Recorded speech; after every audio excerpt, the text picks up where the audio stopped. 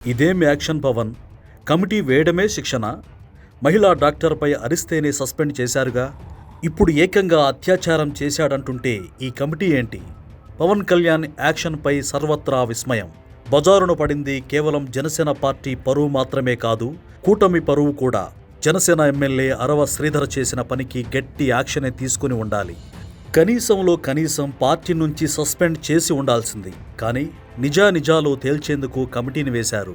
ఆ కమిటీ విచారిస్తుందట, నిజమేంటో తేల్చుతుందట, అప్పుడు యాక్షన్ తీసుకుంటారట. అంటే అరవ శ్రీధర్ తప్పు చేయలేదనే నమ్మకం జనసేన అధిష్టానంలో ఉందనడానికి ఇదే నిదర్శనం. అంత నగ్నంగా వీడియోలు బయటపడ్డాక ఒక మహిళ మీడియా ముందుకొచ్చి తనపై అత్యాచారం జరిగిందని, తనను బెదిరించాడని చెప్పిన తర్వాత ఇంకా నిజ నిర్ధారణ ఏంటో అర్థం కావడం లేదు.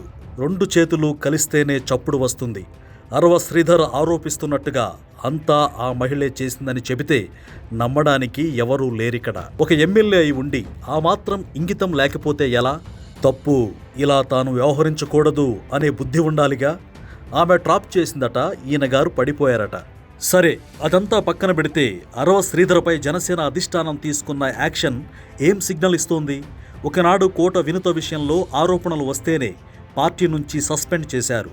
ప్రత్తిపాడు జనసేన ఇన్ఛార్జి ఓ మహిళా డాక్టర్ను తిట్టినందుకు పార్టీ నుంచి సస్పెండ్ చేశారు. కానీ అత్యాచార ఆరోపణలు వచ్చిన వారిని మాత్రం పార్టీలో ఉండనిస్తున్నారు. Tirupati Janasena incharge Kiran Royal, Narsipatnam Janasena incharge Suryachandra, MLA Arava Sridhar వీళ్ళందరూ చేసిన అఘాయిత్యాలపై మహిళలే నేరుగా బయటకొచ్చి తమ గూడు వెళ్లబోసుకున్నారు. కానీ విచిత్రం ఏంటంటే చిన్న చిన్న తప్పులకు పార్టీ నుంచి సస్పెండ్ చేసిన పవన్ కళ్యాణ్ ఇలాంటి అత్యాచార ఆరోపణలు వచ్చిన వారిని మాత్రం జాగ్రత్తగా కాపాడుకుంటోంది.